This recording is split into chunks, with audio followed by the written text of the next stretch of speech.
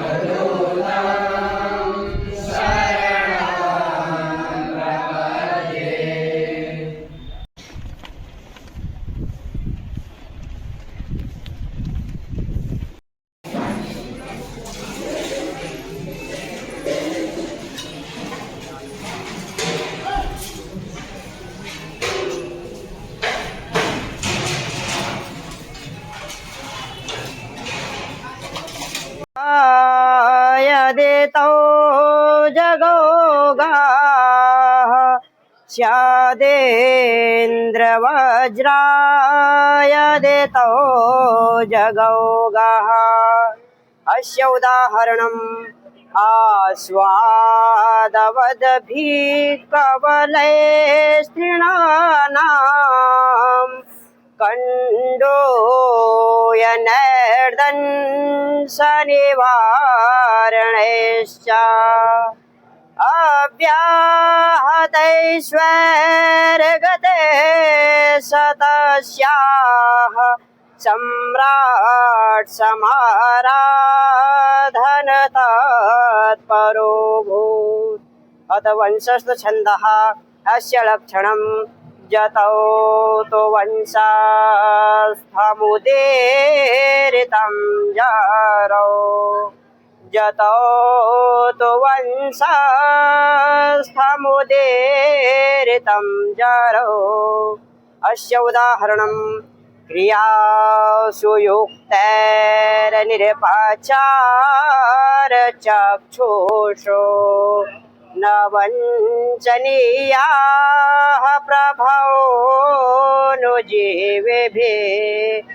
अतोऽर्हसि छन्दोमसाधु साधु वा हितं मनोहारे च दुर्लभं वचः अथ द्रुतविलम्बित छन्दः अस्य लक्षणं द्रुतविलम्बितमाहानवो भारो द्रुतविलम्बितमाहानवो भारो अस्य उदाहरणं सस्यदेवाकारयोर्ग्रहपीडनं गजभुजङ्गमायोरपि वन्दनम् मतिमतां च विलोक्य दरिद्रतां विधिरहो बलवानिति मे मते। अथ श्रगविणे छन्दः अस्य लक्षणं रश्चतुर्भिर्युता श्रगविणे सम्मता रश्चतुर्भिर्युता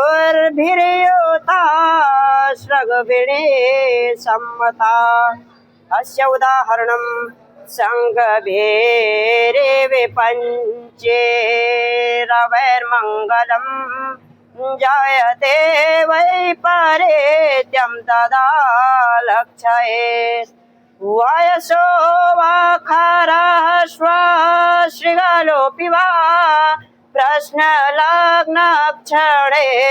रौतिनादं यदि अथ पञ्चचामर छन्दः अस्य लक्षणं जरौ जरौ जगावेदं वदन्ति पञ्चचामरम् जरौ जरौ जगावेदं वदन्ति पञ्चचामरम् अस्य उदाहरणं जयत्वदभ्रविभ्रमभ्रमदभुजङ्गमश्वसा द्विनिर्गमत्क्रमस्फुरत्करालभालहव्यवाट् धिमे धिमे धिमे ध्वनन् मृदङ्गतुङ्गमङ्गला ध्वनिक्रमप्रवर्तिता प्रचण्डताण्डवः शिवः अथ वसन्ततिलका छन्दः अस्य लक्षणम् उक्ता वसन्ततिलका तभजा जगौगः उक्ता वसन्ततिलका तभजा जगौगः अस्य उदाहरणं सत्यानृता च परुषा प्रियवादिनी च ऋंस्रादयालुरपि चार्थपरावदान्या नित्याव्यया प्रचुरनित्यधनागमा च वराङ्गनेव निर्बले तिरलेकरूपा अथ मालिनी छन्दः अस्य लक्षणं नानामययुतेयं मालिनी भोगिलोके अस्य उदाहरणं मनसि वचसि काये पूर्ण्यपि योषपूर्णास् त्रिभुवनमुपकारा श्रेणिभिः प्रेणयन्ता परगुण परमाणून् पार्वती कृत्य नित्यं निजरे देविका सन्तः सन्ति सन्तः कियन्तः अथ शिखरिणी छन्दः अस्य लक्षणं रसैरुद्रयसिन्ना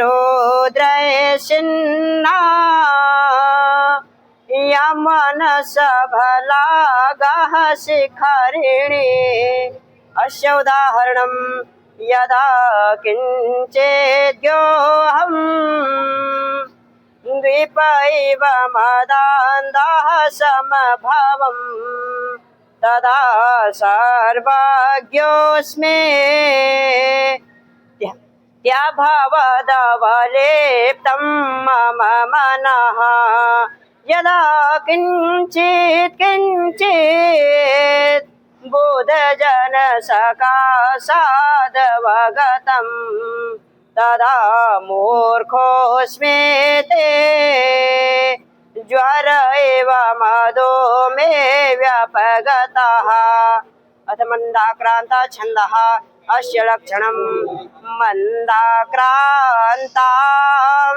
बोधिरसनगेत् मोभानोतो गयोग्मम्। अस्य उदाहरणं धूमज्योतिः सलिलमारुतां सन्निपातः क्व मेघः सन्देशार्थः क्व पटुकरणे प्राणिभिः प्रापणेयः इत्युत्सुक्यादपरिगणयन् गुह्यकस्तं ययाचे कामार्ता हे प्रकृते कृपणास् चेतना चेतनेषु। अथ शार्दूलविक्रीडितं छन्दः अस्य लक्षणं सूर्याश्वर्यदेमः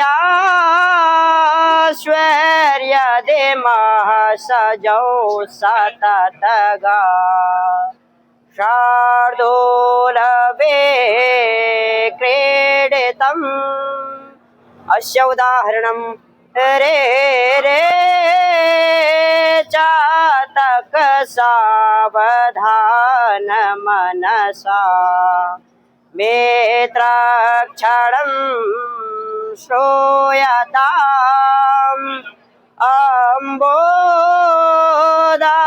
बहवो वसन्ते गगने सर्वेऽपि नैतादृशाः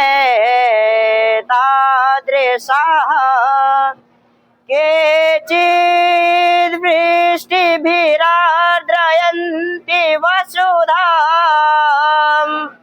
गर्जन्ति केचिद् वृथा यं यं पश्यसि तस्य पुरतो मा ब्रूहि दीनं वचः यं यं पश्यसि तस्य पुरतो मा ब्रूहि दीनं वचः। धन्यवादः। नमो नमः। अहं स्मितः ब्रिगेडियर विद्याधर जुयाल संस्कृत विद्यालय भुवनेश्वर्याः पूर्वमध्यमा द्वितीय वर्षस्य छात्रोऽस्मि। अस्याम् आशु भाषण प्रतियोगितायां जलसखी योजना इति विषयम् अधिकृत्य स्वविचारान् प्रकटयामि। आशासे भवन्तः ध्यानेन श्रोष्यन्ति। अयमान्याः जलसखी योजना इति नाम्ना प्रसिद्धाम् एकां विशिष्टां राष्ट्रीय विकास परियोजनां न केवलं जलस्य महत्त्वं बोधयति अपितु ग्रामीणानां महिलानाम् आर्थिक सशक्तीकरणस्य दिशायां नूतनं क्षितिजम् उद्घाटयति। जलसखी इति पदं स्वयमेव योजनायाः परिकल्पनां स्पष्टीकरोति। या महिला जलस्य सखी अर्थात् जलप्रबन्धनस्य सहायिका भवति। इयं योजना मूलतः जल जीवन मिशन इत्यस्य बृहत्तरस्य लक्ष्यस्य एकः अभिन्नः भागः अस्ति। अस्याः योजनायाः मूलध्येयम् अस्ति यत् ग्रामेषु शुद्धपेयजलस्य नियमित आपूर्तिः सुनिश्चितं भवेत् तथा च तत्र महिला स्वयं सहायता समूहान् संयोज्य तासाम् आर्थिक परिस्थितिः उन्नीयताम्। इयं योजना सहकारितायाः सशक्तीकरणस्य च उत्कृष्टम् उदाहरणम् अस्ति। अस्मिन् उपक्रमे ग्रामीणाः शिक्षित महिलाः जलसखीरूपेण चयनिताः भवन्ति। तासां मुख्यं दायित्वत्रयं सन्ति जलकर संग्रहणम्। अतः जलसखीरूपेण चयनिताः भवन्ति। तासां मुख्यं दायित्वत्रयं सन्ति जलकर संग्रहणम्। ताः प्रतिगृहं गत्वा जल उपयोगस्य मासिकं शुल्कं संगृह्णन्ति। अनेन जलप्रबन्धनं स्वतः पर्याप्तं भवति। जलगुणवत्ता परीक्षणं ताः प्रशिक्षणं प्राप्य ग्रामेषु शुद्धपेयजलस्य गुणवत्तां नियमितरूपेण परीक्षन्ते। जल आपूर्ति व्यवस्थापनं ताः जल आपूर्तौ कापि त्रुटिं वा अवरोधं ज्ञात्वा तस्य निवारणाय सम्बद्धाधिकारिणः सत्वरं सूचयन्ति। एतानि कार्याणि न केवलं प्रशासकीय सुविधां वर्धयन्ति अपितु महिलानां समाजे सम्मानं प्रतिष्ठां च अधिरोपयन्ति। इयं योजना महिलानां कृते नूतन रोजगारावसरं सृजति। प्रत्येकं संग्रहीते जलशुल्के ताभ्यः निश्चितः प्रोत्साहन राशिः दीयते। अनेन तासां पारिवारिक आयः वर्धते। या लखपति दीदी इत्यस्याः योजनायाः सफलताम् अनुकरोति। यदा महिला आर्थिकरूपेण स्वतन्त्रा भवति तदा सा आत्मविश्वासेन युक्ता भवति। सा केवलं गृहस्य सेविका न तिष्ठति, अपि तु सा ग्रामविकासस्य सक्रिय सहभागिनी भवति। जलसखी इति पदं महिलाभ्यः नेतृत्वक्षमतां, दायित्वभावनां च ददाति। अतः अन्ते वक्तुं शक्नोमि यत् जलसखी योजना केवलम् एकः सर्वकारीयप्रकल्पः नास्ति, अपि तु इयं राष्ट्रस्य विकासस्य, महिलानां उत्थानस्य, शुद्धजलस्य च त्रिवेणी अस्ति। इयं योजना सहकारितायाः, सशक्तीकरणस्य च उत्कृष्टम् उदाहरणम् अस्ति। अतः अस्माकं सर्वेषां कर्तव्यम् अस्ति यत् वयम् अस्याः योजनायाः सफलतायै सहयोगं कुर्मः। यत्र महिला सशक्ता तत्र ग्रामः समृद्धः। धन्यवादः। नमो नमः। ब्रिगेडियर विद्याधर जियाल संस्कृत विद्यालय भुवनेश्वरीतः अहं शिवम बलूनी पूर्व मध्यमा प्रथम वर्षस्य छात्रोऽस्मि। अस्यां वाद विवाद प्रतियोगितायां संस्कृत माध्यमेन संस्कृत शिक्षणम् आवश्यकम् इति विषयम् अधिकृत्य वादपक्षतः स्वविचारान् प्रकटयामि। आशासे भवन्तः ध्यानेन श्रोष्यन्ति। संस्कृतं केवलं भाषा न, अपि तु भारतीय संस्कृते जीवनधारा, ज्ञानस्य भण्डारः, चरित्र निर्माणस्य आधारः च अस्ति। प्राचीन कालादारभ्य वेदाः, उपनिषदः, स्मृतयः, काव्यानि, शास्त्राणि च संस्कृते एव रचितानि। एषा भाषा न केवलं शब्दार्थ ज्ञानं ददाति, अपि तु जीवन दर्शनं, तर्कशक्तिं, नैतिकबोधं च बालकेषु सञ्चारयति। यदि विद्यालयेषु संस्कृत माध्यमेन शिक्षणं क्रियते तर्हि छात्रस्य उच्चारण शुद्धिः, शब्द संपन्नता, वाक्य रचनासु प्रावीण्यं च लघुश्रमेण एव प्राप्तुं शक्यते। संस्कृत व्याकरणस्य सूक्ष्मता, पाणिन्याः नियमावलिः, तर्क परंपरा च बालकस्य मस्तिष्के तार्किक समुचित विचारस्य विकासं निश्चितं भविष्यति। अतः निश्चयेन वक्तुं शक्यते यत् विद्यालयेषु संस्कृत माध्यमेन शिक्षणम् आवश्यकम्। अयमान्याः संस्कृतकाव्ये न केवलं शब्द सौन्दर्यम्, अपि तु जीवनोपदेश, नैतिकता, धर्मबोधः च स्फुटं दृष्टः। भगवद्गीतायाम् उक्तं, सा विद्या या विमुक्तये, या विद्या मोक्ष प्राप्तये सहायकत्वेन कारिणी। विद्यालयेषु संस्कृत माध्यमेन शिक्षणं बालकानां ज्ञानं केवलं बौद्धिकतया न, परन्तु चरित्र गुण निर्माणेन च सम्पादयति। अतः सुस्पष्टम् अस्ति यत् संस्कृत माध्यमेन शिक्षणम् आवश्यकं वर्तते। यथार्थतः संस्कृतं तु आधुनिक विज्ञानस्य, गणितस्य, तर्कशास्त्रस्य, आयुर्वेदस्य च गूढेषु ग्रन्थेषु दिव्यमाणिक्यवत् सूक्ष्मतया गुम्फितम् अस्ति। यदि बालकाः संस्कृत माध्यमेन संस्कृताः भवन्ति तर्हि तेन केवलम् अमूल्यं प्राचीन ज्ञानं साधिकारं गृह्णन्ति, अपि तु तस्याः भाषायाः तार्किक संरचनया प्रेरिताः सन्तः आधुनिक विज्ञानस्य विषयेऽपि गहनतया चिन्तनं साधयितुं समर्थाः भविष्यन्ति। अनेन हि कारणेन निसन्देहं घोषयितुं शक्यते यत् राष्ट्रस्य बौद्धिक पुनर्जागरणाय संस्कृत माध्यमेन शिक्षणम् अधुना अनिवार्यम् अस्ति। वर्तमान कालस्य विरोधिनः एतत् तर्कं प्रस्तौति यत् युगस्य आवश्यकतानुसारं वर्तमाने छात्राणां केवलं रोजगार क्षमता, प्रत्यक्ष व्यवहारिक ज्ञानं च अधिकम् आवश्यकम्। तत्र अहं दृढतया प्रत्युत्तरं ददामि। संस्कृत माध्यमेन शिक्षणं केवलं काचित् प्राचीन भाषा दीक्षा न, अपि तु मेधां तीक्ष्णीकर्तुं, तार्किक बुद्धिं, गभीरं सांस्कृतिक बोधं, उत्कृष्टं संवाद कौशलं च बलवती कर्तुं परमं साधनम् अस्ति। यदि बालकाः संस्कृत ग्रन्थानां गहनं तत्त्वज्ञानम् आत्मसात् करोति तर्हि सा न केवलं संस्कृतज्ञः, कोशगतः भविष्यति, अपि तु सजीवः, संस्कृतप्रियः, सभ्यनागरिकः च भविष्यति। अनेन प्रमाणेन सुस्पष्टम् अस्ति यत् व्यक्तित्वस्य सर्वाङ्गीण विकासार्थं संस्कृत माध्यमेन शिक्षणम् अपरिहार्यं वर्तते। विद्यालयेषु संस्कृत माध्यमेन शिक्षणं बालकस्य मानसिक क्षमतां, स्मरण शक्तिं, एकाग्रता, संयमं च अद्भुत रूपेण वर्धयति। यदा बालकः व्याकरणस्य, छन्दसः, अलङ्कारस्य च सूक्ष्म तत्त्वेषु गम्भीरतया चिन्तयति तदा तस्य मस्तिष्के तार्किक शक्ति, शब्द संयोजन कला, सौन्दर्यबोधः च अचलायमान रूपेण स्थाप्यते। संस्कृत माध्यमेन शिक्षणस्य सामाजिकं योगदानम् अपि महान् अस्ति। संस्कृतज्ञ व्यक्तिः परंपरा ग्रन्थानाम् अनुवादे, मौलिक अनुसन्धाने, नूतन शोधे च राष्ट्रस्य मानम् उच्चैः वर्धयति। यदि बालकाः शैशवादेव संस्कृत माध्यमेन सुशिक्ष्यन्ते तर्हि तेन केवलं भाषा विद्यया, अपि तु अस्माकम् अमूल्यं संस्कृते संस्कारा कौशलेन च परिपूर्णाः भविष्यन्ति। अतः सारांश रूपेण एतत् सिद्धं भवति यत् समग्र राष्ट्रोत्थानाय संस्कृत माध्यमेन शिक्षणम् अत्यावश्यकम् अस्ति। विरोधिनः यदि एतत् आक्षेपं कुर्वन्ति बालकाः प्रारम्भे संस्कृतस्य क्लिष्टत्वेन प्रभाविताः स्युः, तर्हि अस्माकं समाधानम् अस्ति यत् प्रारम्भे द्विभाषीय पद्धतिः निश्चितम् अधिकम् अनुकूलः। तथापि संस्कृत माध्यमं सदा समग्रस्य पाठ्यक्रमस्य दृढः मूलाधारः भविष्यति। अर्थात् प्रारम्भे मातृभाषा आधारितं शिक्षणं सादरं स्वीकृतं, परन्तु शीघ्रमेव संस्कृत माध्यमेन संस्कृत ग्रन्थानां प्रत्यक्ष पाठनम् अपरिहार्यमस्ति। अतः अस्मिन् विषये न कोऽपि संशयः यत् विद्यालयेषु संस्कृत माध्यमेन शिक्षणम् अत्यन्तम् आवश्यकम् आसीत्, अस्ति, भविष्यति इति। धन्यवादः। विद्याधर जुयाल संस्कृत विद्यालय भुवनेश्वरितः अहम् अमित गोदियालः पूर्व मध्यमा द्वितीय वर्षस्य छात्रोऽस्मि। अस्यां वाद विवाद प्रतियोगितायां विद्यालयेषु संस्कृत माध्यमेन संस्कृत शिक्षणम् आवश्यकम् इति विषये विवाद पक्षतः स्वविचारान् प्रस्तौमि। आशा से भवन्तः ध्यानेन श्रोष्यन्ति।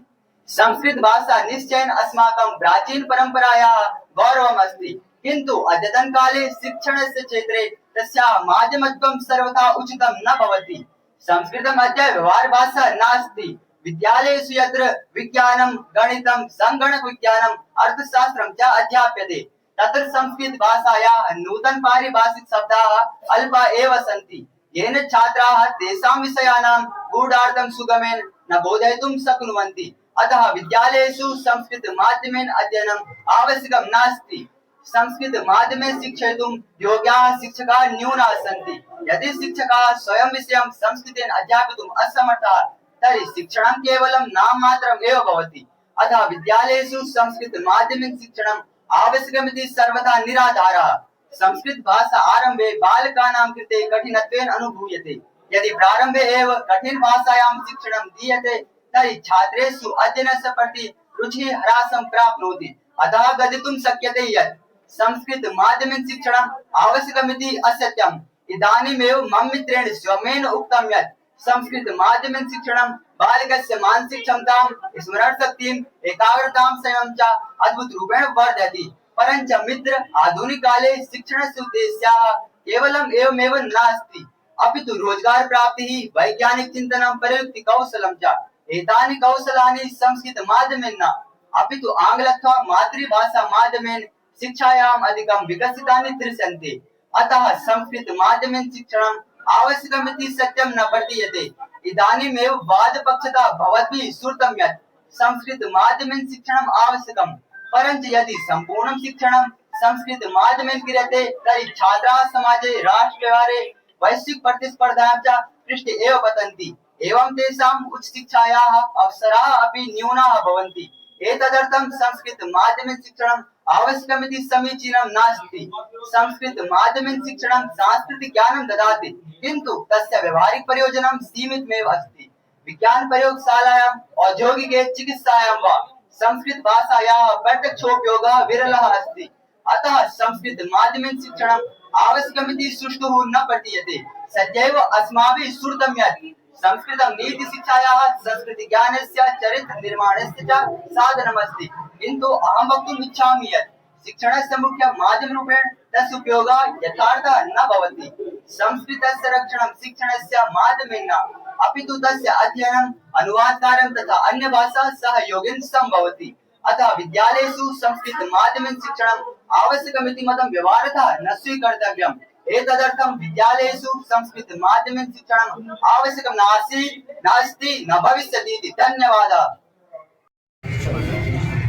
सर्वेभ्यो नमो नमः। अहम् आयुषः ब्रिगेडियर विद्याधर जुयाल संस्कृत उत्तर मध्यमा विद्यालय भुवनेश्वर्याः उत्तर मध्यमा प्रथम वर्षस्य छात्रोऽस्मि। संस्कृत अकादम्या आयोजितायाम् अस्याम् आशुभाषण प्रतियोगितायां राष्ट्रीय पाण्डुलिपि मिशन इति विषयम् अधिकृत्य सुविचारान् प्रस्तौमि। आशासे भवन्तः ध्यानेन श्रोष्यन्ति। अयिमान्याः भारतदेशः ज्ञानस्य परम्पराणां च महान् द्वीपः अस्ति, यत्र शताब्दितः ज्ञानं हस्तलिखितेषु ग्रन्थेषु अर्थात् पाण्डुलिपिषु सुरक्षितं स्थापितम् अस्ति। अनुमन्यते यत् अस्माकं देशे कोट्यधिकाः पाण्डुलिपयः भवेयुः, याः विश्वस्य बृहत्तमः सङ्ग्रहः अस्ति। एतासु दर्शनानि, विज्ञानं, कला, साहित्यम्, आयुर्वेदः, इतिहासश्च इत्येतेषाम् अमूल्यं ज्ञानं निहितम् अस्ति। परन्तु कालक्रमेण उपेक्षया प्राकृतापचैः च अस्माकम् एषा अमूल्यनिधिः सङ्कटापन्ना अभवत्। एतस्याः समस्यायाः निवारणाय भारतसर्वकारेण 2012 वर्षे संस्कृतिकार्यालयेन राष्ट्रीय पाण्डुलिपि अभियानम् आरब्धम्। अस्य अभियानस्य मूलमन्त्रमस्ति भविष्यस्य कृते अतीतस्य संरक्षणम्। अस्य अभियानस्य 4 मुख्यानि उद्देश्यानि सन्ति। प्रलेखनं समग्रदेशे विद्यमानानां पाण्डुलिपीनाम् अन्वेषणं कृत्वा तेषां विस्तृतदत्तकोशस्य निर्माणम्।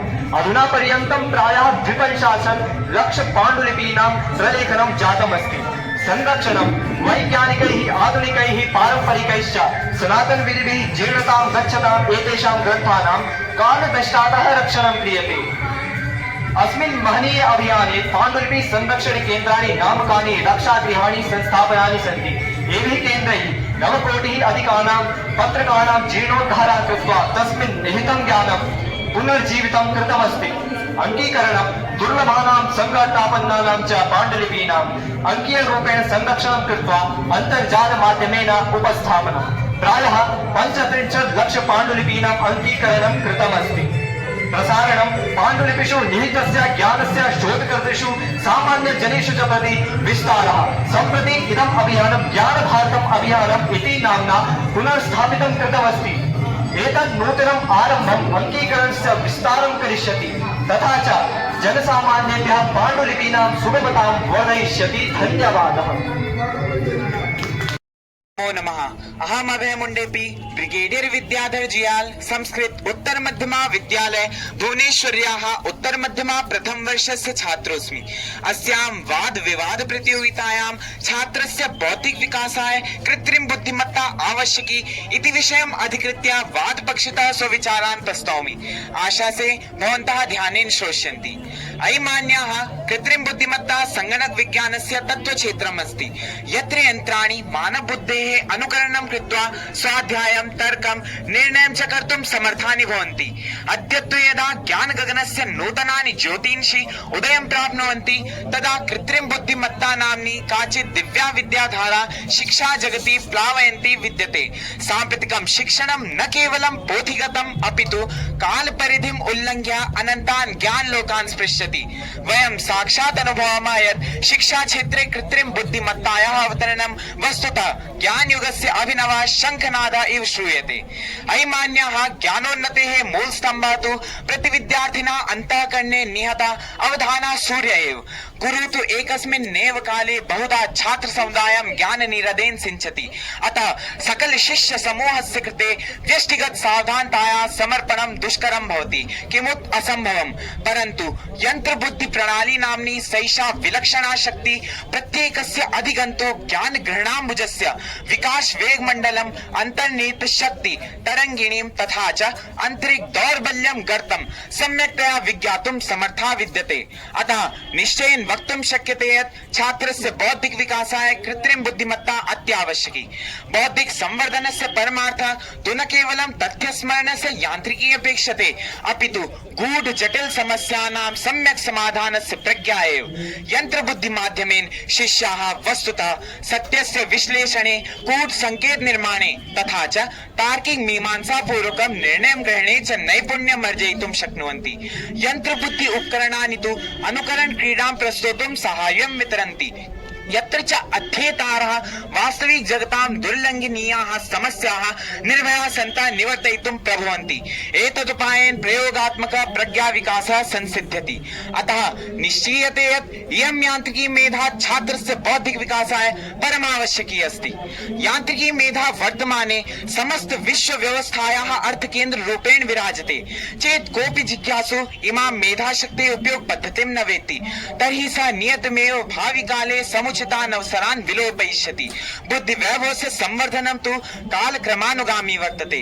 यत् नैपुण्यं 5 वर्ष प्राक् अत्यावश्यकम् आसीत् तत् इदानीं प्रयोजनातीतं सञ्जातम्। सैषा मेधा युव विद्यार्थिनाम् अभिनव ज्ञानस्य आत्मसात्करण सामर्थ्यं प्रकर्षेण वर्धयति। अनेन ते सुदृढतया भविष्यस्य सम्राङ्गणे कृतसज्जाः भवन्ति।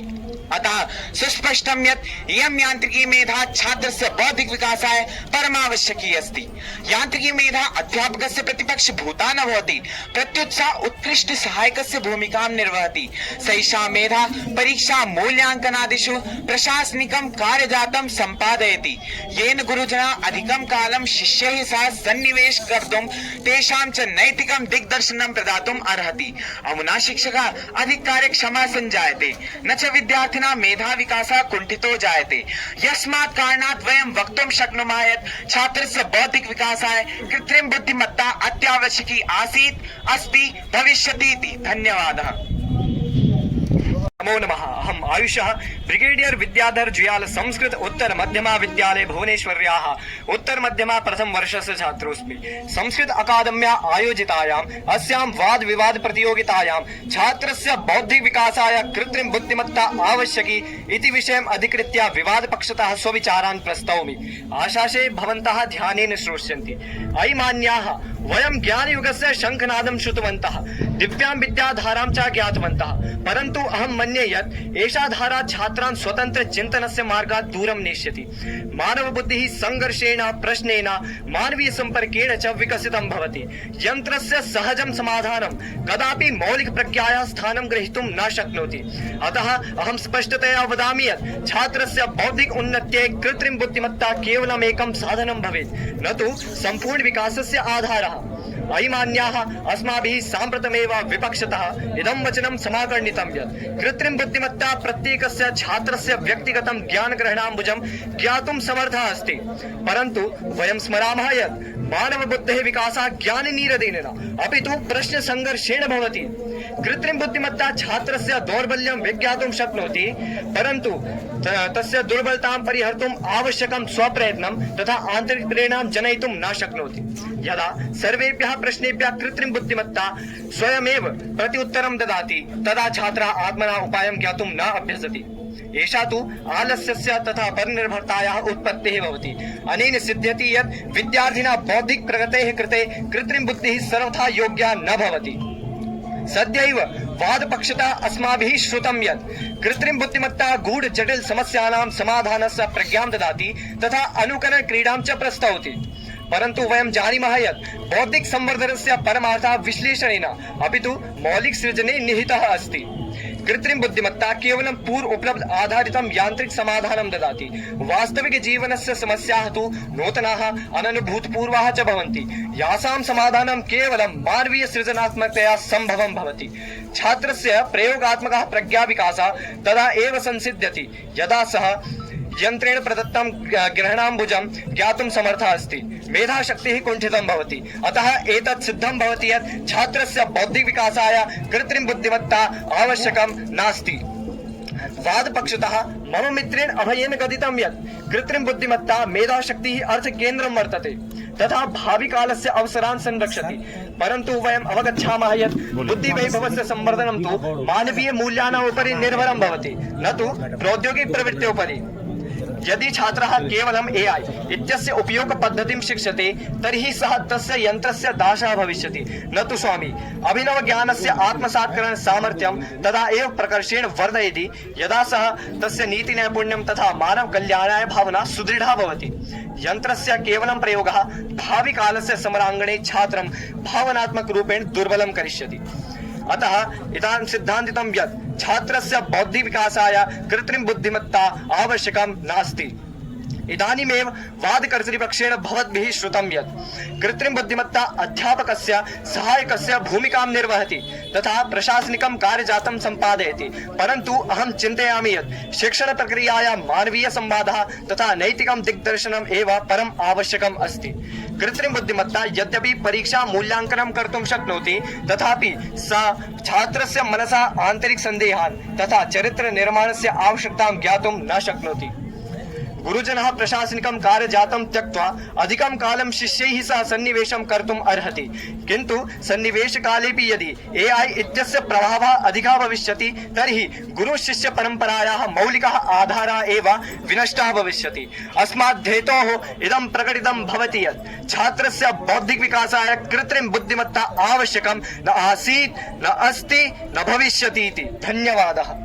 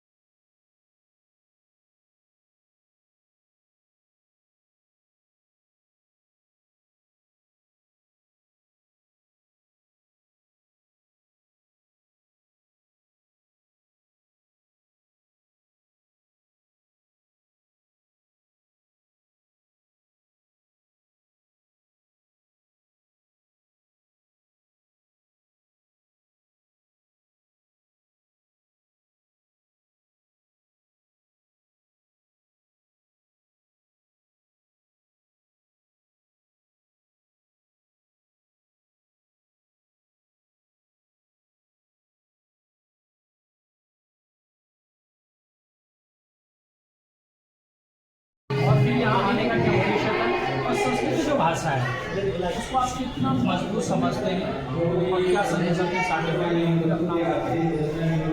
मेरा नाम आयुष बलूनी है और मैं पौड़ी जगह से आया हूँ। पौड़ी हमारे विद्यालय आए यहाँ पे संस्कृत छात्र प्रतियोगिता के लिए। तो यहाँ पे संस्कृत उत्तराखंड संस्कृत अकादमी द्वारा जो प्रतियोगिताएँ की जाती है यहाँ पे, जैसे आपका संस्कृत नाटक हो गया, संस्कृत वाद विवाद, संस्कृत भाषण, संस्कृत और नृत्य भी होता है।